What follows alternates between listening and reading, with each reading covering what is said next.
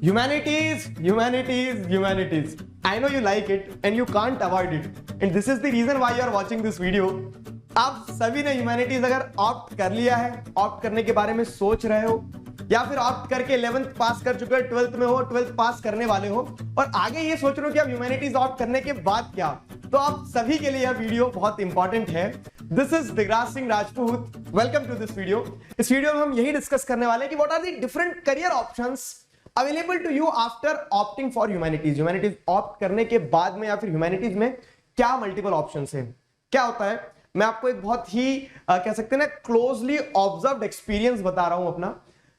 11th 12th में जिन बच्चों ने ह्यूमैनिटीज ऑप्ट किया है या फिर जो ह्यूमैनिटीज ऑप्ट करने के लिए सोच रहे हैं, अभी 10th पास किया है, तो एक सोसाइटी ऐसा घुमाती है उन्हें, ह्यूमैनिटीज ऑप्ट कर रहे हो, आगे क्या करोगे, क्या करेंगे, बहुत सारे ऑप्शन है, बहुत सारे ऑप्शन है। ऐसा नहीं कि ह्यूमैनिटीज में रास्ते बंद हो जाते हैं, ठीक है, रास्ते बनाने पड़ते हैं इंसान को, सिंपल सी चीज है। तो आज मैं आपको इस वीडियो में एक बड़ी पिक्चर समझाऊंगा कि जो एक मिथ है सबसे पहला कि ह्यूमैनिटीज में स्कोप लिमिटेड है, वो सारी चीजें खत्म करेंगे। क्या क्या करियर ऑप्शंस हैं, अगर आप 11th में आप सब्जेक्ट लेने वाले हो तो क्या सही सब्जेक्ट होंगे जो आपको ले लेना चाहिए, ठीक है, क्या कॉम्बिनेशंस हो सकते हैं। तो this video is going to be a bit lengthy, थोड़ा सा लेंथी होगा, लेकिन believe me you will not regret the time which you will spend on this video, ठीक है। कमेंट सेक्शन में भी आप यही बोल के जाओगे फिर, क्योंकि क्या है, मैं आपको एक बड़ी पिक्चर पूरी अच्छी तरह से समझाता हूं कि देखो ह्यूमैनिटीज स्ट्रीम के को ऑप्ट करने से पहले या फिर ऑप्ट कर लिया है तो आगे क्या करना है, क्या नहीं करना है। तो आप जिस भी क्लास में हैं, जैसे 10th पास आउट हैं, 11th में, 12th में या फिर 12th पास आउट करने वाले हैं, आप सभी के लिए वीडियो एक इंपॉर्टेंट वीडियो है। फाइन, तो सबसे पहले पॉइंट्स ऑफ डिस्कशन की अगर हम बात करें कि हम क्या क्या डिस्कस करने वाले हैं आज के इस वीडियो में, तो common myths about humanities stream. जो एक कॉमन मिथ्स है ना कुछ इस तरह से कि ह्यूमैनिटीज में क्या है, स्कोप लिमिटेड रहता है, ह्यूमैनिटीज में आगे क्या करोगे वाला सवाल जो समाज फेंक देता है हम बच्चों के ऊपर, जो ह्यूमैनिटीज की तरफ थोड़ा सा ज्यादा टिल्टेड रहते हैं, ठीक है। तो जो कॉमन मिथ्स हैं, अगर आप देखिए एक और चीज, ये वीडियो आप अपने पेरेंट्स के साथ भी शेयर कर सकते हैं, तो एक आइडिया उन्हें भी मिलेगा कि वो आपको बेहतर तरीके से जानते हैं, वो आपकी पोटेंशियल्स को समझते हैं। तो आप बैठ के अगर डिस्कशन करना चाह रहे हैं कि मैं ह्यूमैनिटीज ऑप्ट करना चाह रहा हूं या करना चाह रही हूं या फिर मैंने ह्यूमैनिटीज ऑप्ट किया, तो ऐसा नहीं कि मेरे लिए रास्ते बंद हो गए, सारे मल्टीपल होराइजन्स हैं, उन पे हम सोच सकते हैं, विचार कर सकते हैं। बस चीज ये है कि एब्सेंस ऑफ नॉलेज ये रहती कि अच्छा ये भी हो सकता है। तो उन्हीं सभी चीजों के इर्द गिर्द हम बात करेंगे। तो सबसे पहले we will burst some of the common myths, ठीक है। उसके बाद में क्या, what are the options to go with after 12th। सवाल ये रहता है कि 12th के बाद क्या करोगे। चलो 2 साल तो आपने पढ़ लिया, बीए करोगे, बस बीए के अलावा क्या कर सकते हो ह्यूमैनिटीज से, इस तरह का एक नैरेटिव रहता है। तो ऐसा नहीं है, बीए के अलावा बहुत सारे डिग्री कोर्सेज हैं, डिप्लोमा कोर्सेज हैं, उनके बारे में समझो। आपके जो ऑप्शंस आप चूज कर रहे हैं या फिर जो कॉम्बिनेशन ऑफ सब्जेक्ट्स आप चूज कर रहे हैं, वो एक बहुत इंपॉर्टेंट डिसाइडिंग फैक्टर हो जाएगा कि 12th के बाद आप ह्यूमैनिटीज स्ट्रीम लेकर क्या कर सकते हैं। उन सारी चीजों पे भी बात करेंगे।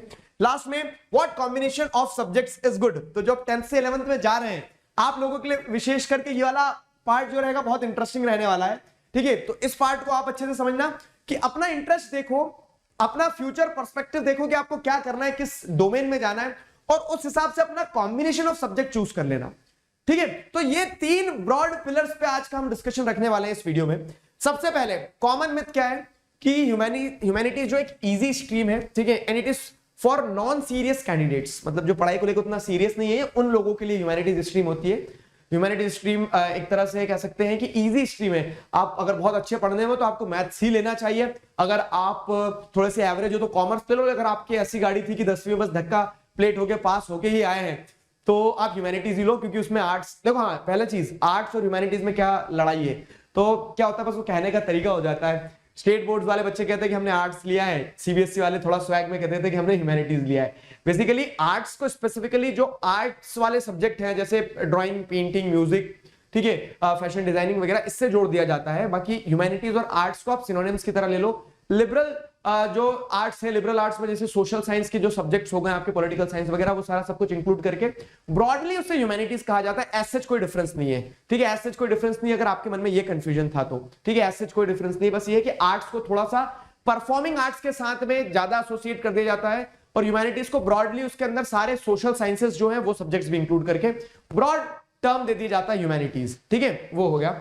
अब क्योंकि ह्यूमैनिटीज के साथ एक केस ये भी है ना कि ह्यूमैनिटीज स्ट्रीम को ऐसा माना जाता है कि उसका नेचर बहुत ह्यूमनिस्टिक है। ह्यूमनिस्टिक कैसा है कि आप उसमें कोई फॉर्मूलास नहीं पढ़ रहे हो, आप उसमें कोई कह सकते हैं कि थ्योरम्स नहीं फॉलो कर रहे हो, उसमें आप क्या कर रहे हो, आप उसमें human mind, human heart, society, उन सारे एस्पेक्ट्स को समझ रहे होते हैं। ठीक है, तो उसके चलते क्या है, बहुत ह्यूमनिस्टिक टच होता है, बहुत क्या होता है, सब्जेक्टिव होता है। ऑब्जेक्टिविटी जो रहती है ना वो कम रहती है ह्यूमैनिटीज वाले सब्जेक्ट में, थ्योरी वाला जो पार्ट रहता है वो सारी चीजें। तो coming back to the first myth कि इजी स्ट्रीम है नॉन सीरियस कैंडिडेट्स के लिए, तो ये बिल्कुल गलत है। ह्यूमैनिटीज में बहुत मेहनत करना पड़ती है। जो बच्चे बोलते हैं या फिर जो कह सकते हैं दूसरी स्ट्रीम के लोग कहते हैं, या फिर जो सोसाइटी, सो कॉल्ड सोसाइटी ये कहती है ना कि इजी स्ट्रीम है, उसमें पढ़ना ही क्या होता है ह्यूमैनिटीज में, तो ऐसा नहीं है। उन्हें बिठा के जरा 1857 से 1947 तक की हिस्ट्री ही सुना देंगे तो इतने नाम आ जाएंगे, ठीक है, कि 4 दिन तक याद करते रह जाएंगे तो भी नहीं होंगे।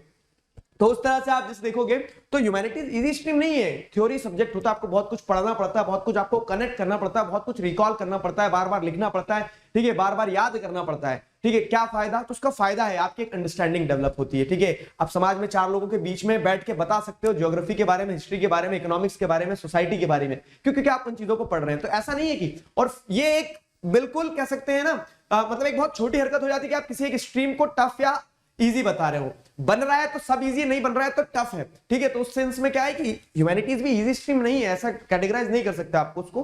ठीक है, तो अपने आप को ऐसे मत आंकना कि एक आसान इसके लिए मैं ले लेता हूं। ठीक है, मेहनत यहां भी करना पड़ेगी, जो यहां से भी टॉपर निकलेंगे तो उन्हें भी मेहनत करना पड़ती है, उन्हें भी पढ़ना पड़ता है, उन्हें भी समय देना पड़ता है।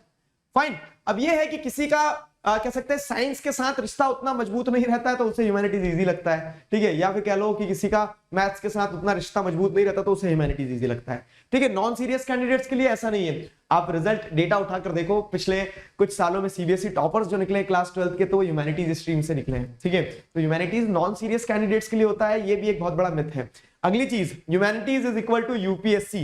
ह्यूमैनिटीज ले लोगे तो सिर्फ यूपीएससी के अलावा और कुछ अच्छा बड़ा नहीं कर पाओगे जीवन में, बिल्कुल गलत है। ठीक है, अगर ऐसा सोच के चलोगे कि ह्यूमैनिटीज में सबसे बड़ा सिर्फ यूपीएससी है तो ऐसा नहीं है, उसके अलावा भी बहुत कुछ है। उसके अलावा बहुत कुछ कैसा है कि आप जैसे आप कह सकते हैं कि बैंकिंग सेक्टर में जा सकते हो। ठीक है, रिजर्व बैंक ऑफ इंडिया में बहुत सारे एग्जाम्स वगैरह होते हैं जो ह्यूमैनिटीज के सब्जेक्ट्स आपको जहां एज दिलवाएंगे। उसके अलावा आप डिजाइन वाले सेक्टर में जा सकते हो, आप होटल मैनेजमेंट में जा सकते हो, मतलब मल्टीपल एस्पेक्ट्स हैं। ठीक है, लॉ के थ्रू अगर आप जा रहे हो तो आप एक लॉयर जैसे बन रहे हो एक बड़े लेवल पे, तो आपके पास में बहुत सारे फिर क्या रहेंगे कि जो सिविल सर्वेंट्स रहेंगे वो, और बहुत सारे गवर्नमेंट के जो कह सकते हैं केसेस रहेंगे वो आपके पास रहेंगे।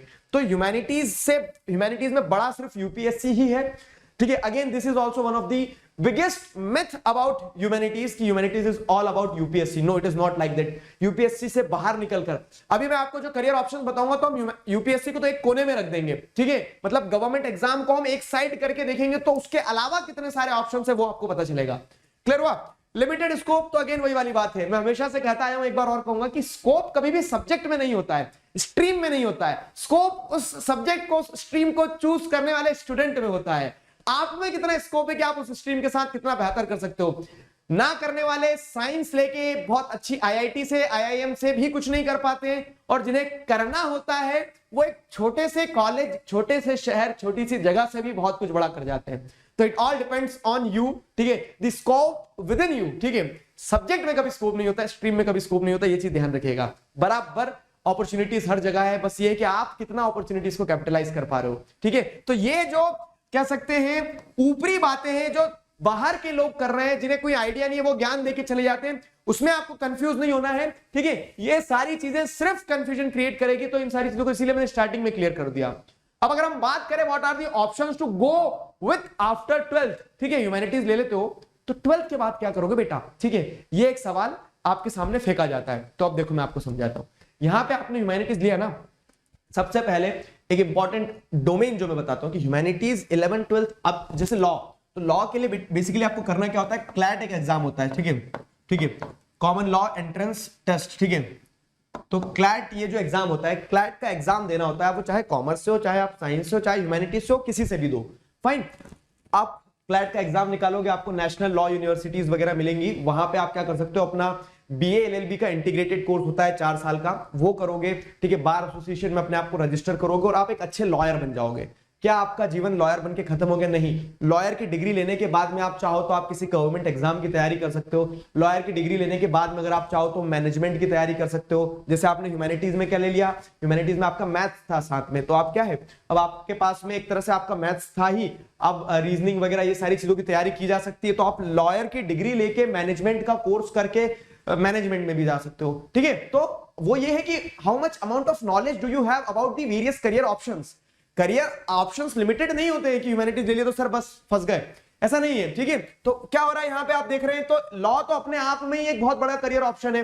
देखो in any sense power, Prestige, ठीक है, पैसा, हर चीज है। अगर आप एक अच्छे लॉयर हो, एस्टैब्लिश्ड लॉयर हो, तो आप बहुत कुछ कर रहे हो जीवन में। ठीक है, आप बहुत बड़ा कुछ कर रहे होंगे, आप एक पर्पस के। देखो एक चीज और बता रहा हूं मैं, आप ये जो करियर ऑप्शंस ढूंढ रहे हैं ना, इन सारे करियर ऑप्शंस में अपने आप से पूछना कि क्या पर्पस आप फुलफिल कर रहे हो। ठीक है, तो करियर ऑप्शंस में पर्पस आप क्या फुलफिल कर रहे हो, ये भी एक इंपॉर्टेंट एस्पेक्ट हो जाएगा देखने वाला। तो लॉ के बारे में मैंने जैसे आपको बताया, ठीक है, तो 12th के बाद में आप बीए, एलएलबी वगैरह के लिए जा सकते हैं। तो इस तरह से क्या है, अब लॉ में भी आप क्या देखोगे, सिर्फ लॉ में ये नहीं कि वकील की तरह आपको बस जज साहब, ठीक है, फाड़ दो इस कानून की किताब को, वही करना है आपको, नहीं। वहां पे आप कॉर्पोरेट लॉयर बन सकते हैं। तो बड़ी बड़ी कंपनीज जो रहती हैं, तो उनके क्या देख रहे हैं आपको, बड़ी बड़ी कंपनीज जो है तो उनमें लीगल डिस्प्यूट्स हो जाते हैं, कभी मर्जर एक्विजिशन का काम होता है। ठीक है, वहां की लीगल टीम को लीड करना, वहां पे उन्हें लॉयर वगैरह कॉर्पोरेट लॉज की जरूरत पड़ती है। ये छोड़ो, चलो ये छोड़ो। इसके बाद में आपको ऐसा है कि मैंने लॉ तो सेफर साइड के लिए कर लिया था, सेकंड ऑप्शन रखा था, लेकिन मुझे तो गवर्नमेंट जॉब चाहिए। तो आप यहाँ पे जुडिशरी के एग्जाम होते हैं, सिविल जज के एग्जाम होते हैं, वो क्लियर करो, वो क्वालिफाई करो। और वो ही इंसान कर सकते हैं जिनके पास में बीए, एलएलबी की डिग्री होगी, एलएलबी की डिग्री होगी।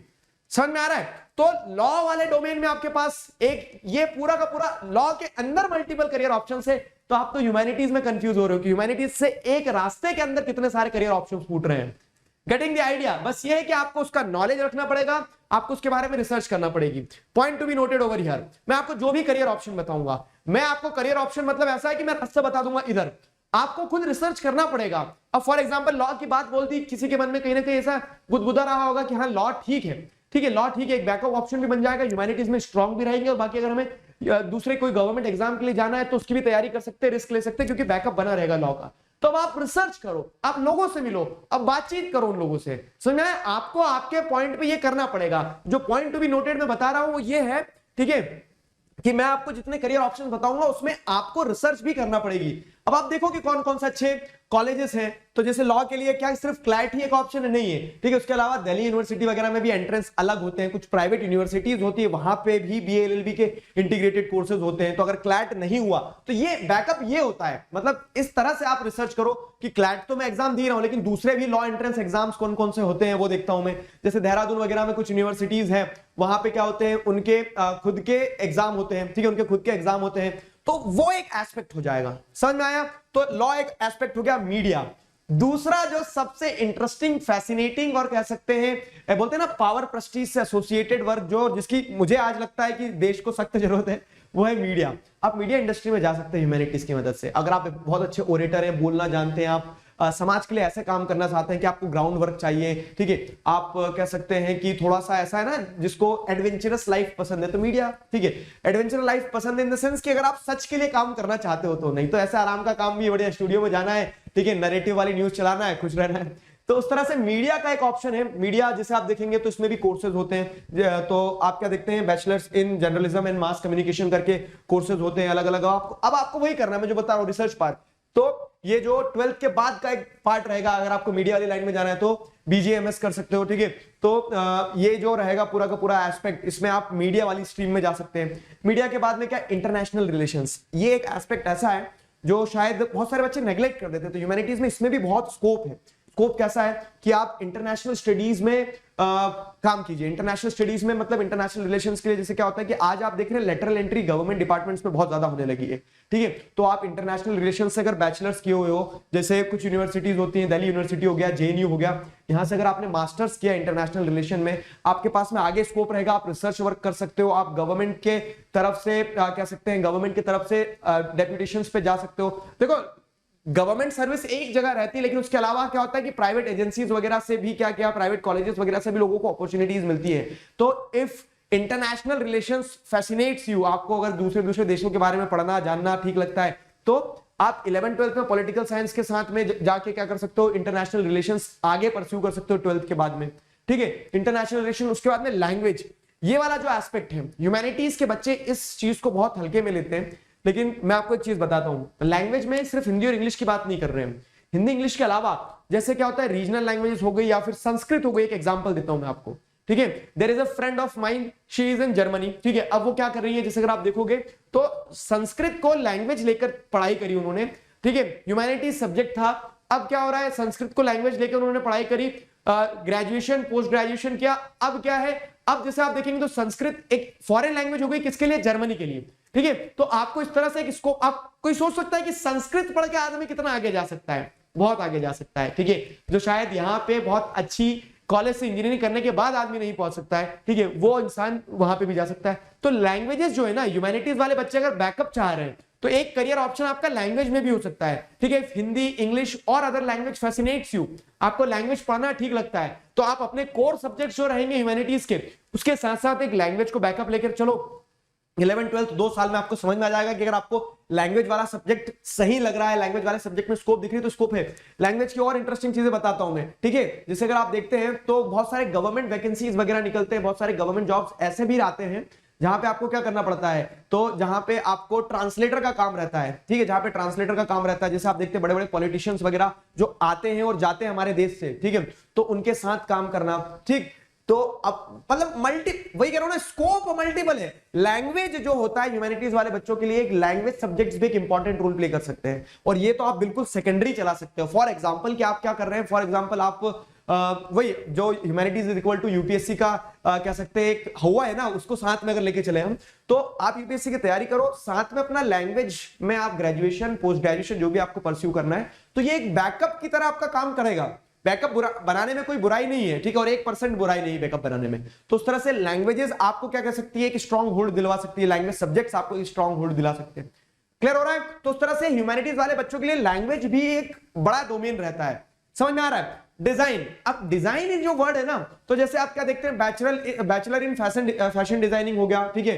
फैशन डिजाइनिंग एक एस्पेक्ट है। फैशन डिजाइनिंग में जैसे अगर आप देखेंगे तो कॉलेजेस जो है, ठीक है, नेशनल फैशन इंस्टीट्यूट्स वगैरह, उनके एंट्रेंस एग्जाम होते हैं, आप वहां पे जा रहे हैं, वो एक अलग चीज है। तो ह्यूमैनिटीज ले लिया, ह्यूमैनिटीज में आपके सब्जेक्ट के कॉम्बिनेशन जो रहेंगे तो फैशन डिजाइनिंग वगैरह वाला एस्पेक्ट रहेगा। लेकिन डिजाइन सिर्फ फैशन डिजाइनिंग तक सीमित नहीं है, इसमें अगर आप देखेंगे तो इसमें क्या है, अलग अलग कोर्सेज होते हैं, बैचलर डिग्री होती है। तो जैसे बैचलर इन फैशन डिजाइनिंग है, वैसे ही बैचलर इन आप जैसे देखेंगे तो इंटीरियर डिजाइनिंग होती है, बैचलर्स इन प्रोडक्ट डिजाइनिंग होते हैं। अब आप तय करो कि आपको ऐसा लग रहा है कि यार प्रोडक्ट डिजाइन जो अब कॉर्पोरेट वर्ल्ड में चले गए आप, ह्यूमैनिटीज से, कॉमर्स नहीं था आपका, लेकिन आप कॉर्पोरेट वर्ल्ड में जाके, क्योंकि आज देखोगे आज एडवर्टाइजमेंट इंडस्ट्री एडवर्टाइजमेंट इंडस्ट्री जो उसका वर्थ बहुत बड़ा है, एडवर्टाइजमेंट में आज बहुत पैसा है आज के समय में, ठीक है। तो अब इतनी बड़ी बड़ी इंडस्ट्रीज, बड़ी बड़ी फैक्ट्रीज अपने प्रोडक्ट्स को जब डिजाइन करती है, तो ऐसा नहीं कोई भी बस सीईओ ने बैठे बैठे क्या कर लिया, टाइम पास नहीं हो रहा तो प्रोडक्ट डिजाइन कर दिया, नहीं, ठीक है। उसके लिए एक्सपर्ट्स हायर किए जाते हैं, और वो कहां से निकलते हैं, जिन लोगों ने इस तरह से डिजाइनिंग में बैचलर्स किया है, मास्टर्स किया है। अब वो प्रोडक्ट डिजाइनिंग हो सकती है, ठीक है, जैसे फैशन डिजाइनिंग अलग एस्पेक्ट हो गया, तो डिजाइन भी इंटीरियर डिजाइनिंग का एक पार्ट हो गया, ये सारी चीजें। तो डिजाइन वाला एस्पेक्ट भी है, फाइन, डिजाइन वाला एस्पेक्ट भी है। अब इनके लिए क्या सब्जेक्ट कॉम्बिनेशन होना चाहिए वो आगे हम डिस्कस करेंगे। इकोनॉमिक्स जो है एक सब्जेक्ट अपने आप में एक ऐसा सब्जेक्ट है ना जो बहुत इंपॉर्टेंट रोल प्ले करता है। और हाँ, एक चीज और एडेड एडवांटेज बता रहा हूं मैं इन सभी पार्ट्स पे, कि आप इन सब में करियर स्कोप देख रहे हैं, खूब मेहनत करी, ठीक है। वर्स्ट केस सिनेरियो में आपका कुछ नहीं हुआ तो आपके पास में टीचिंग ऑप्शन रहेगा, आपके पास नॉलेज रहेगी, क्योंकि क्या है ये, मतलब फॉर एग्जांपल यहां पे क्या है कि जैसे इंजीनियरिंग में इंसान क्या करता है, उसने इंजीनियरिंग सीख ली, अब इंजीनियरिंग सीखने के बाद काम आ रहा है तो ठीक है, मतलब काम आ रहा है उसकी जॉब मिल रही है तो ठीक है, नहीं तो वो पढ़ा भी नहीं पाता, क्यों, क्योंकि उसके अंदर वो स्किल्स डेवलप नहीं हुई है। यहाँ क्या, आप ह्यूमैनिटीज में जब इतना सब कुछ थ्योरी पढ़ते हैं और ये सारी चीजें करते हैं, तो एक बैकअप आपका ऑटोमेटिकली क्या जनरेट हो रहा होता है, क्योंकि ये सारे सब्जेक्ट जो आप पढ़ रहे हैं तो इसमें being a learner and being a teacher दोनों प्रोसेस एक साथ चल रही होती है, ठीक है। तो आपके पास टीचिंग ऑप्शंस भी खुले रहते हैं, नो डाउट। वहां पे आपको कुछ सर्टिफिकेट कोर्सेज या फिर कह सकते हैं कुछ डिग्री डिप्लोमा में एनरोल करना पड़ता है पढ़ाने के लिए, लेकिन आपके पास वो स्किल सेट रहेगा पढ़ाने वाला, क्योंकि आपने वो स्किल सेट गेन किया है, ठीक है। तो यहाँ पे इकोनॉमिक्स की अगर बात करें, coming back to the career option in economics, तो इकोनॉमिक्स में जैसे अगर आप देखोगे तो इकोनॉमिक्स में क्या हो रहा है, अब इकोनॉमिक्स में बेसिकली मल्टीपल ऑप्शंस है। इकोनॉमिक्स अगर आप सही कॉम्बिनेशन ऑफ सब्जेक्ट के साथ ऑप्ट कर रहे हो तो यहाँ पे मल्टीपल ऑप्शंस है। इकोनॉमिक्स से आप बहुत सारी गवर्नमेंट एग्जाम्स जो रहती है, जो स्पेसिफिकली जैसे देख सकते हैं कि बैंकिंग सेक्टर की होती है, उसमें आपको एक एज मिलेगा, ठीक है, ए ग्रेड की एग्जाम्स की बात कर रहा हूं मैं। उसके अलावा जो है, तो उसके अलावा क्या है कि इकोनॉमिक्स से आप एक तरह से कह सकते हैं कि जो पब्लिक एडमिनिस्ट्रेशन वाला डिपार्टमेंट हो गया, ठीक है, तो वहां पे आप जा सकते हैं पॉलिसीज वगैरह बनाने के लिए। इकोनॉमिक्स के साथ में अगर मैथ्स है आपका, तो वो एक डेडलीस्ट कॉम्बिनेशन हो जाता है मल्टीपल गवर्नमेंट वैकेंसीज के लिए, गवर्नमेंट एग्जाम्स के लिए। तो इकोनॉमिक्स हो गया। अब ऑनर्स हर सब्जेक्ट के साथ स्पेसिफिक जा सकता है। जैसे यहाँ पे मैं सब्जेक्ट की बात कर रहा हूँ, कोर सब्जेक्ट हमारे इकोनॉमिक्स हो गए, ठीक है, तो इकोनॉमिक्स वगैरह, ज्योग्राफी, हिस्ट्री, पॉलिटिकल साइंस, हर सब्जेक्ट में क्या होता है, अलग अलग डोमेन में स्कोप रहते हैं। तो इकोनॉमिक्स से मैंने आपको बता दिया पॉलिसी, फ्रेमवर्क और ये सारी चीजें, ठीक है, बैंकिंग सेक्टर आपके लिए खुला हुआ है। फिर उसी के साथ साथ क्या है, टीचिंग और एकेडमिक्स। टीचिंग एकेडमिक्स ये वाला पार्ट एक अलग ही है, जिस पे भी हम डिस्कशन कर चुके हैं।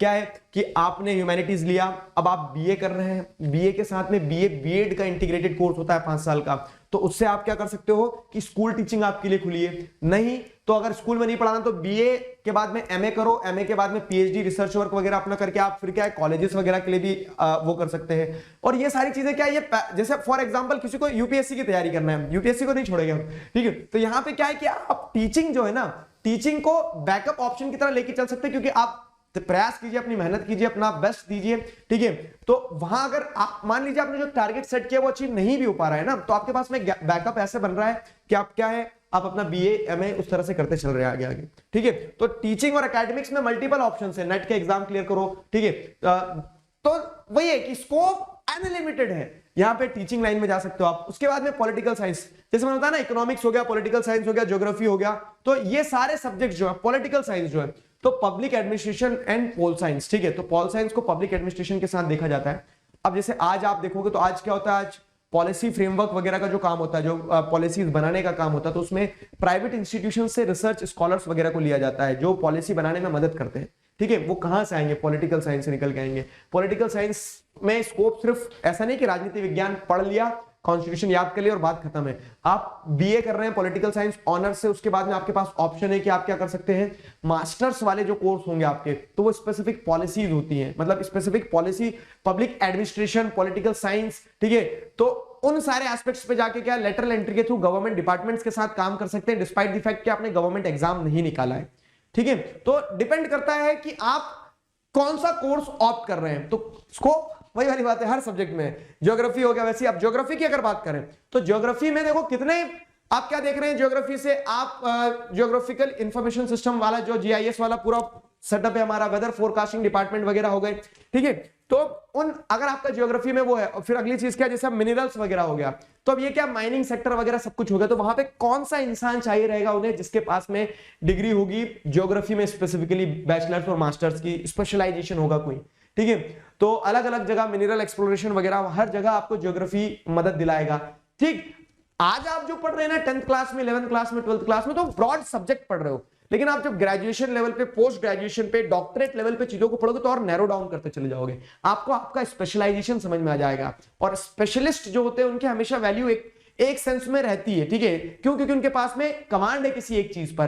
तो ज्योग्राफी से आप उधर चले गए, मैंने बताया वेदर फोरकास्टिंग, मिनरल एक्सकेवेशन, ठीक है, मल्टीपल एस्पेक्ट्स है वहां पे, क्लियर हुआ। तो ये ज्योग्राफी एक पार्ट हो गया। और इन हर, जैसे इकोनॉमिक्स हो गया, पॉलिटिकल साइंस हो गया, ज्योग्राफी हो गया, या फिर दूसरे भी सब्जेक्ट्स हो गए, यहां पे आपके लिए टीचिंग एकेडमिक्स वाली लाइन में हमेशा स्कोप रहेगा, ठीक है। एक मैं आपको टिप दूंगा कि आप अगर अभी 11th में हो, 12th में, जिस भी क्लास में हो, अपना जो खाली टाइम मिलता है उसमें अगर आप पढ़ाना शुरू कर दे रहे हो, ठीक है, ऑब्जेक्टिव ये नहीं रहना चाहिए आपका कि आपको पैसा कमाना है, ठीक है, अगर जरूरत है तो वो आपके लिए सोने पे सुहागा जैसा हो जाएगा कि आपकी फाइनेंशियल नीड्स भी वहां से मेट आउट हो जाएगी, और आप साथ ही साथ क्या एक बहुत इंपॉर्टेंट स्किल सीख रहे हो जो आपको आगे मदद देगी अगर आप ह्यूमैनिटीज के बच्चे हो तो, ठीक है। तो उस तरह से क्या है कि हर सब्जेक्ट के साथ में आपको ये जो एकेडमिक्स वाला पार्ट है, टीचिंग स्किल वाला पार्ट है, ये बेनिफिशियल रहेगा ही रहेगा, ठीक है, ये एक इंपॉर्टेंट स्किल होती है। तो इरिस्पेक्टिव ऑफ द स्ट्रीम में हर बच्चे को उस चीज पे ध्यान देना चाहिए। अगली चीज क्या है, परफॉर्मिंग आर्ट्स। अब आते हैं हम कहां पे, तो जो ह्यूमैनिटीज में एक बड़ा एस्पेक्ट है, किसी को डांस में इंटरेस्ट है, किसी को म्यूजिक में इंटरेस्ट है, किसी को स्पोर्ट्स में इंटरेस्ट है, और वो ये सोच रहे हैं कि स्पोर्ट्स के लिए मैं ह्यूमैनिटीज ले लेता हूं, कॉमर्स और साइंस मेरे किसी काम का नहीं आएगा, मुझे स्पोर्ट्स में ही कुछ करना है, ठीक है। तो आप क्या कर रहे हैं यहाँ पे, जिसे देख रहे हो, तो आप परफॉर्मिंग आर्ट्स में, जैसे म्यूजिक। अब क्या होता है, ये जो सब्जेक्ट्स लोगे तो आपको पता होता है कि इसमें थ्योरी कम मार्क्स की होती है, प्रैक्टिकल ज्यादा नंबर के होते हैं, जैसे पेंटिंग हो गया, म्यूजिक हो गया, डांस हो गया, ठीक है। तो ये सारे आर्ट्स, परफॉर्मिंग आर्ट्स वाले सब्जेक्ट्स जो हैं, इनके साथ आपको एक अच्छा कॉम्बिनेशन ले सकते हो। फॉर एग्जाम्पल जैसे मैं बताता हूं कि स्पोर्ट्स लिया आपने, ठीक, मतलब स्पोर्ट्स में जैसे फिजिकल एजुकेशन आपने लिया, फिजिकल एजुकेशन ले लिया, फिजिकल एजुकेशन के साथ में आप क्या है, अब आप 12th के इसमें 11th 12th में ह्यूमैनिटीज ले लिया, 12th के बाद ग्रेजुएशन लेवल पे आप क्या कर रहे हैं, स्पोर्ट्स के साथ में कोई मैनेजमेंट की डिग्री कर रहे हैं, जैसे फॉर एग्जांपल बीबीए कर रहे हैं, तो आप क्या है स्पोर्ट्स खेल रहे हैं, वहां पे अगर कुछ अच्छा नहीं हुआ तो आपके पास में स्पोर्ट्स की फिजिकल एजुकेशन था, ठीक है। उसके बाद में जैसे यूनिवर्सिटीज होती है हमारी कंट्री में, हमारी कंट्री के बाहर बहुत सारी ऐसी यूनिवर्सिटीज होती है जो आपको स्पोर्ट्स के मैनेजमेंट का एस्पेक्ट देने को मिलता है, तो आप अपने एरिया ऑफ इंटरेस्ट से जुड़े हुए रहेंगे हमेशा, तो आपको कभी भी अपना काम आपके ऊपर बोझ नहीं लगेगा। नहीं तो क्या है, then we have to settle for something which we don't like. आप चाहते थे हमेशा से स्पोर्ट्स, लेकिन आपको कुछ ऐसा करना पड़ा जिसे जो शायद आपको पसंद नहीं है, ठीक है। तो उसके चलते क्या है कि अपना कॉम्बिनेशन भी बहुत अच्छे से तय कर लेना है कि आपको किस सब्जेक्ट के साथ किधर जाना है। तो परफॉर्मिंग आर्ट्स में एक स्कोप होता है बहुत सारा, ठीक है। ह्यूमैनिटीज के बच्चे अगर वो किसी परफॉर्मिंग आर्ट्स के साथ जाना चाहते हैं तो एक एस्पेक्ट को रहेगा। मैनेजमेंट अगली चीज, अब बोलोगे सर ये मैनेजमेंट तो कॉमर्स वाले बच्चे हैं, अगर हम उनकी जॉब खा जाएंगे तो वो क्या करेंगे। आप किसी की जॉब नहीं खा रहे हो, लेकिन मैनेजमेंट वाले जो बच्चे हैं, यहां पे मैनेजमेंट वाले मतलब ह्यूमैनिटीज वाले बच्चे मैनेजमेंट में भी जा सकते हैं। कैसे, तो बैचलर्स इन मतलब क्या सकते हैं टूर्स एंड टूरिज्म वाला जो है, ठीक है, टूर्स एंड टूरिज्म में बैचलर डिग्री मिलती है, ठीक है। उसके बाद में जैसे आप देखोगे तो मैनेजमेंट, ये टूर्स एंड टूरिज्म का मैनेजमेंट हो गया। उसके बाद में जैसे अगर आप देखोगे तो होटल मैनेजमेंट जो है, तो बैचलर्स इन होटल मैनेजमेंट जो देखने को मिलता है, तो वो भी क्या है, ह्यूमैनिटीज वाले बच्चे भी उसका एग्जाम देना होता है बस आपको, ठीक है। तो Indian institute of hotel management जो होते हैं तो उनके थ्रू जा सकते हो आप, ठीक है। मैनेजमेंट मल्टीपल चीजों का हो रहा है, इवेंट मैनेजमेंट, कुछ बच्चों के अंदर स्किल यही होती है क्या कि उन्हें चीजों को मैनेज करना बहुत अच्छे से आता है, ठीक है। अब लेकिन उन्हें कॉमर्स वॉमर्स पसंद नहीं है, तो आप इवेंट मैनेजमेंट वगैरह इनके बारे में सोच सकते हैं। ये रेगुलर डिग्री कोर्सेज हैं और सब में this is the part which you have to do research over it, कि हर पार्ट पे कहां कहां क्या क्या डिग्री कोर्सेज है। तो जैसे मैनेजमेंट में डिग्री कोर्सेज हो जाते हैं बहुत सारे ह्यूमैनिटीज के थ्रू। फिर आप देखो कि वही हिस्ट्री हो गया, तो अब हिस्ट्री से भी इनफाइनाइट स्कोप है। हिस्ट्री से क्या है कि आप हिस्टोरियन वाले एस्पेक्ट पे तो जा सकते हो, उसके साथ में एक अच्छे राइटर वगैरह ये सब कुछ, आर्कियोलॉजिकल सर्वे ऑफ इंडिया के पास आपके लिए बहुत सारे काम होंगे, ठीक है। तो फिर उसके बाद में नो डाउट टीचिंग लाइन के अलावा अगर आप ह्यूमैनिटीज ले रहे हैं तो गवर्नमेंट जॉब की प्रिपरेशन के लिए आपका history, geography, economics, pol science ये कोर है, ठीक है। ये कोर सब्जेक्ट्स हैं, वो कवर हो रहे हैं यहाँ पे, ठीक है। मेडिकल लाइन, ठीक है। मेडिकल लाइन में कैसे आ सकते हैं सर, बायो थोड़ी ना है हमारा, लेकिन आप अगर ह्यूमैनिटीज ले रहे हैं, आपका साइकोलॉजी है, ठीक है। तो आपने साइकोलॉजी लिया 11th 12th में, पढ़ा, बड़ा मजा आया आपको। ग्रेजुएशन आपने, ठीक है, बीए ऑनर्स इन साइकोलॉजी वगैरह किया, मास्टर्स भी उसमें किया। मास्टर्स उसमें करने के बाद में जो मेंटल हेल्थ वगैरह हो गया, ठीक है, तो एक साइकेट्रिस्ट, साइकोलॉजिस्ट उस डोमेन में जा सकते हो आप। तो मेडिकल लाइन भी आपके लिए खुली है। होता क्या है ना, 10वीं पास करते से आप तय नहीं कर लोगे कि आप क्या करने वाले हो आगे। 11वीं 12वीं में जब आपने ह्यूमैनिटीज में मल्टीपल सब्जेक्ट्स को एक्सप्लोर किया, तो आपको लगा कि यार मुझे तो साइकोलॉजी ज्यादा समझ में आ रही है, ज्यादा पल्ले पड़ रही है, तो फिर आप साइकोलॉजी के रास्ते और आगे बढ़ते चले जाते, तो वहां पे भी इनफाइनाइट स्कोप है, ठीक है। कंसल्टेंट का काम कर सकते हैं आप, ठीक। तो वही है कि स्कोप हर जगह है, फाइन। उसके लास्ट में मैं डाल रहा हूं गवर्नमेंट एग्जाम। तो इन सारी चीजों में भी अगर आपका मन नहीं लगा ना, तो इनफाइनाइट गवर्नमेंट एग्जाम्स हैं जहां पे आपको जनरल स्टडीज पढ़ना होती है, जहां पे आपको जनरल अवेयरनेस, करंट अफेयर और ये सारी चीजें पढ़ना होती है। और being a student of humanities you will have the edge. देखो, अब बहुत सारे बच्चे एक सवाल मुझसे पूछते हैं, और ये रिपीटेटिव टर्म्स में आप लोग पूछते हैं कि सर ह्यूमैनिटीज ले लें क्या, हमें यूपीएससी की तैयारी करना है। तो ऐसा नहीं है कि यूपीएससी की तैयारी करने के लिए दूसरे सब्जेक्ट जो है वो आपकी कमर पीछे से खींच लेंगे कि नहीं हमें दूसरा सब्जेक्ट लिया तो यूपीएससी के लिए तैयारी कैसे कर रहे हो। ऐसे भी आपने लोग देखे होंगे, ठीक है, जो क्या करते हैं, साइंस लेते हैं, आईआईटी क्रैक करते हैं, इंजीनियर बनते हैं, एक बड़ा सा पैकेज लेते हैं, सब कुछ छोड़ छाड़ के यूपीएससी की तैयारी करते हैं और यूपीएससी क्लियर आउट करते हैं, ठीक है। और ऐसे भी आपने लोग देखे होंगे जो 11th से ही ह्यूमैनिटीज लेते हैं, तैयारी करते हैं, ग्रेजुएशन में भी बीए करते हैं, ठीक है। और उसके बाद में पूरी तैयारी जो ह्यूमैनिटीज और यूपीएससी के सब्जेक्ट्स के साथ करते हैं और पहले ही अटेम्प्ट में ऑल इंडिया रैंक 1 बन जाते हैं। क्लियर हो रहा है? तो नो डाउट, ठीक है। यहां पे आप क्या करोगे, गवर्नमेंट एग्जाम के लिए, सिविल सर्विसेज के लिए, स्टेट सर्विसेज के लिए अगर ह्यूमैनिटीज लोगे तो आपको एक एज मिलेगी, क्योंकि जो चीज एक साइंस वाला बच्चा ग्रेजुएशन खत्म करने के बाद में अपनी जॉब छोड़ने के बाद तैयारी चालू करेगा, वो तैयारी आप पहले से ही कर चुके होंगे, ठीक है। वो तैयारी आप 11th से ही कर रहे होंगे, कहीं ना कहीं फाउंडेशन आपका बिल्डअप हो रहा होगा। अब एक फैक्टर यहाँ पे ये भी होता है कि आप कितने सीरियस हो अपने ड्रीम्स को लेकर और आप कितना एफर्ट डाल रहे हो। ठीक है, सारे सब्जेक्ट धरे के धरे रह जाएंगे अगर आप एफर्ट आपकी तरफ से नहीं डाल रहे हो तो ये सारी चीजें हैं। और इसके बाद में मैं अगर डॉट्स लगा दूं तो इसमें देखो, नो नॉलेज इज फिक्स्ड और फाइनाइट। ठीक है, हमेशा नॉलेज जो रहता है वो क्या रहता है, इनफाइनाइट एस्पेक्ट पे रहती है चीजें। तो इसके अलावा भी मल्टीपल ऐसे करियर ऑप्शंस होंगे जो शायद इस डिस्कशन में रह गए होंगे। बाकी मैंने आपको ब्रॉड थीम्स बताइए। इसके अलावा जैसे आप देखोगे तो what combinations of subjects is good.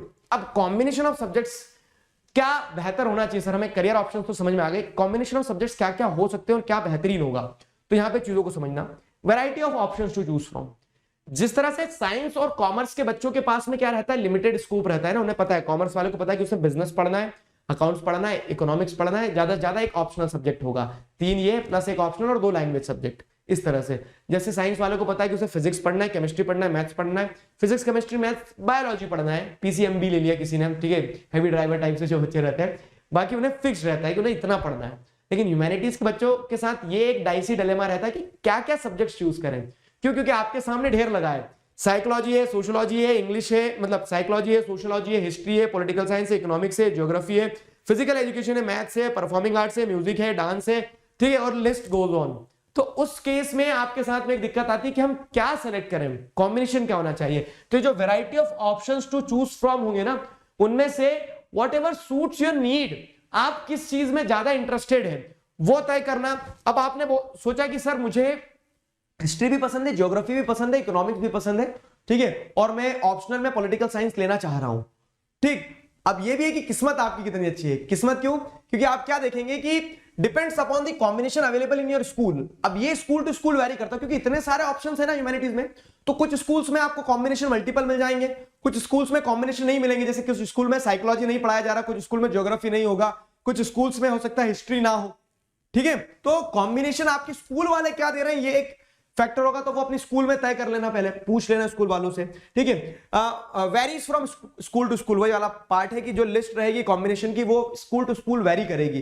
कुछ स्कूल्स में कुछ सब्जेक्ट्स होंगे, कुछ नहीं होंगे। ठीक है, और बेसिकली जो चलता है कॉन्सेप्ट वो चलता है 3+2 या फिर 3+2+1।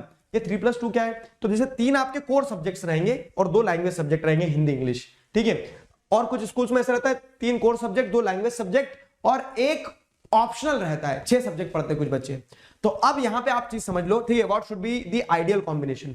तो आइडियल कॉम्बिनेशन कुछ नहीं होता है। आइडियल कॉम्बिनेशन, आइडियल और आइडियल जैसी चीजें कभी नहीं होती है। वहां पे ये होता है what is the best out of the rest. ठीक है, जितने ऑप्शंस अवेलेबल है उनमें से बेस्ट क्या है। तो उस केस में अगर देखें तो देखो ये कोर सब्जेक्ट्स रहेंगे आपके। ये फॉर श्योर है, ये फॉर श्योर है, जो भी ह्यूमैनिटीज का बच्चा होगा इन 4 में से 1 या 2, ठीक है, मैक्सिमम 1 या 2 सब्जेक्ट तो इन 4 में से ही चूज करेगा वो। या तो उसका पॉलिटिकल साइंस इकोनॉमिक्स होगा, या तो उसका पॉलिटिकल साइंस ज्योग्राफी होगा, या फिर ज्योग्राफी इकोनॉमिक्स होगा, या फिर हिस्ट्री ज्योग्राफी होगा। तो इन 4 में से 2 तो रहेंगे ही रहेंगे आपके, मान के चलो। ठीक है, मान के चल रहे हैं क्योंकि स्कूल कॉम्बिनेशन ऐसे देते हैं कि इन 4 में से 2 रहना तो तय है। ऐसा भी हो सकता है कि 4 में से 1 ही रहे, 4 में से 1 ही रहे, बाकी आपने इधर से कुछ उठा लिया हो। ठीक है, that is not an issue. लेकिन ये 4 आपके कोर सब्जेक्ट्स रहेंगे। अब इनके साथ कॉम्बिनेशन अच्छे बनाना, कैसे कॉम्बिनेशन अच्छे बनाना, अब मैं आपको कुछ अपने पर्सनल सजेशंस देते चलता हूं। अगर आप ज्योग्राफी ले रहे हो तो ज्योग्राफी के साथ में कंप्यूटर साइंस ऑप्शनल में जरूर लेना। ठीक है, सर कंप्यूटर तो आती नहीं, बिल्कुल नहीं आती, बहुत दिक्कत आती, मैं तो कंप्यूटर नहीं लूंगा या नहीं लूंगी। मत करो ऐसा। क्यों? क्योंकि देखो आपने ज्योग्राफी अगर आपके कोर सब्जेक्ट्स में एक डाला है ना, तो एक बैकअप ज्योग्राफी का एक तगड़ा डेडलीस्ट कॉम्बिनेशन ये होगा कि ज्योग्राफी और कंप्यूटर साइंस है। तो जो मैं आपको बता रहा हूं, जीआईएस वगैरह हो गया, वेदर फोरकास्टिंग वगैरह हो गया। ठीक है, तो ऐसे लोगों की सख्त जरूरत है इस समय देश को। क्लियर हुआ? तो इस तरह से क्या है, ज्योग्राफी के साथ कंप्यूटर साइंस, क्योंकि आजकल चीजें क्या है, सब कुछ आप देखेंगे तो मैनुअल से किस तरफ जा रही है। मैनुअल से आप जैसे देखोगे तो वो जा रहा है सब कुछ आर्टिफिशियल इंटेलिजेंस की तरफ। तो आगे चल के ये भी तय है कि ज्योग्राफर्स वगैरह जो होंगे तो वो अपनी खुद की समझ से ज्यादा टेक्नोलॉजी के ऊपर डिपेंडेंट होंगे। ठीक है, तो नो डाउट ह्यूमन बींग्स को आप रिप्लेस नहीं कर सकते हो। ठीक है, ह्यूमन इंटेलिजेंस को, ह्यूमन कंसाइंस को आप रिप्लेस नहीं कर सकते, लेकिन ये आपको एक एडेड एडवांटेज दिलवाएगा। और शायद आज से 5 साल बाद अगर आप ये कॉम्बिनेशन लोगे तो यू विल थैंक मी। ठीक है, this is my personal observation कि आप ज्योग्राफी के साथ कंप्यूटर साइंस लो अगर आपको ऑप्शन में मिल रहा है तो। कॉम्बिनेशन मतलब ऐसे बनाना। इकोनॉमिक्स ले रहे हो तो इकोनॉमिक्स के साथ मैथ्स मत छोड़ना।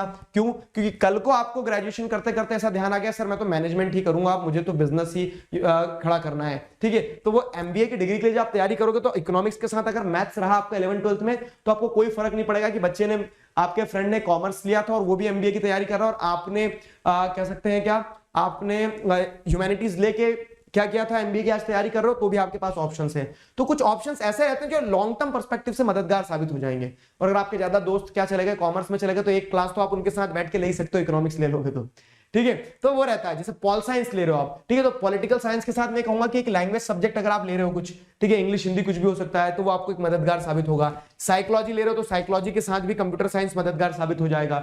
सोशियोलॉजी ले रहे हो तो सोशियोलॉजी और हिस्ट्री ले लोगे, ठीक है, तो आपको क्या रहेगा, चीजें ओवरलैपिंग मिल जाएगी आपको, ठीक है। सोशियोलॉजी और हिस्ट्री का अच्छा कॉम्बिनेशन होता है। क्लियर हो रहा है? तो इस तरह से अब फॉर एग्जांपल क्या है कि जैसे मान लीजिए आपने फिजिकल एजुकेशन ले लिया और इधर से कुछ भी 3 सब्जेक्ट आपके ले लिए, तो फिजिकल एजुकेशन से भी आपके पास में एक स्कोप रहेगा अगर आप sports, if you are into the sports and all, ठीक है, उस चीज में हो आप। क्लियर हो रहा है? आर्ट्स वाला जो पार्ट है, आर्ट्स वाला पार्ट क्या है, आर्ट्स वाले पार्ट में जैसे आप देख रहे हैं कि डिजाइन वगैरह वाला कुछ चीज ले रहे हैं आप, ठीक है, तो आप वो डिजाइन वगैरह वाली चीज ले रहे हैं, फॉर एग्जांपल आपको प्रोडक्ट डिजाइनिंग वगैरह में आगे जाना है, ठीक है, तो आर्ट्स वाले पार्ट में आपने क्या है, कुछ डिजाइन, फैशन डिजाइनिंग वगैरह कुछ भी लिया, तो वो कंप्यूटर साइंस आपके लिए मददगार साबित हो जाएगा वहां पे कॉम्बिनेशन में, ठीक है। तो कॉम्बिनेशन इस तरह से सेट करना, कॉम्बिनेशन इस तरह से सेट करना, लैंग्वेज सब्जेक्ट्स को हल्के में मत लेना। मैंने स्टार्टिंग में बताया कि लैंग्वेज को आप एक सेकेंडरी ऑप्शन की तरह, सेकेंडरी बैकअप ऑप्शन की तरह कंसीडर करके चल सकते हो, and this will help you a lot in your in the selection of your subjects, ठीक है, which you are going to take in class 11th। ये चीज जो क्लास बच्चे 12th पास कर चुके शायद उन्हें थोड़ा ऐसा लगे, लेकिन irrespective of the category which you are following in, कि आप 11th में हो, 11th में आने वाले हो, या फिर 12th पास आउट कर रहे हो, ये वीडियो देख के आपको थोड़ा कॉन्फिडेंस आया होगा कि नहीं, ह्यूमैनिटीज में बम्पर स्कोप है, ठीक है। बस ये है कि आपको सही डायरेक्शन में रिसर्च करके काम करते रहना पड़ेगा आगे। And about that I am always with you. किसी भी तरह की समस्या आती है तो just let me know, will make some arrangements, ठीक है, जिससे हम क्या कर पाए, उन समस्याओं के समाधान की तय तक पहुंच पाए, सॉल्यूशन निकालने की कोशिश करें, ठीक है। तो humanities is a wonderful stream, no doubt streams सभी बढ़िया होती है, सारी स्ट्रीम्स में स्कोप होता है। अगर आपका रुझान थोड़ा सा इस तरफ है तो आपके पास मल्टीपल ऑप्शंस हैं। इस डर से ऑप्शन को ड्रॉप मत कर देना कि सिर्फ गवर्नमेंट एग्जाम के अलावा और कुछ नहीं रह जाएगा। अब अपना बैकअप तैयार करके चलो, ठीक है। आप ये है कि गवर्नमेंट एग्जाम को सेकेंडरी मानो, ठीक है। ह्यूमैनिटीज में पहले अपने लिए ये देखो कि आपका डोमेन इंटरेस्ट क्या है, उस डोमेन इंटरेस्ट में स्पेशलाइजेशन लेके चलो, साथ में try your hands on UPSC, ठीक है, try your hands on other state services, try your hands on all sort of government exams, because you will have an edge over other candidates, ठीक है। जो non humanities के students रहेंगे उनके ऊपर आपकी एक एज रहने वाली है। अब आपको पता है जैसे बैंकिंग सेक्टर में जाना है तो आप ऑप्शन में मैथ्स लेके ही रखना, क्यों, क्योंकि आपको मैथ्स वहां मदद देगा। ह्यूमैनिटीज के स्टूडेंट हो, बैंकिंग के एग्जाम की तैयारी करो, लेकिन मैथ्स रहेगा तो आपको वो मदद देगा 100%। फिर सर साइंस और मैथ्स का रह जाता है ना, तो साइंस और मैथ्स का अगर रह जाता है तो अगर आप फिर ये देखो कि आपको किस एग्जाम के लिए प्रिपेयर करना है, तो आप उस हिसाब से, मतलब साइंस वाला जैसे जो एस्पेक्ट है तो आप उस हिसाब से कवर करोगे। क्लियर हो रहा है? तो मैं उम्मीद करता हूं this video was fruitful for all of you, ठीक है। और किसी प्रकार का कोई डाउट रह जा रहा और किसी प्रकार की और कोई मदद चाहिए तो please let me know in the comment section. I hope you got an insight from this. अभी के लिए साइन ऑफ करता हूं। Till then stay connected, signing off with this, together we can, we will. Thank you very much.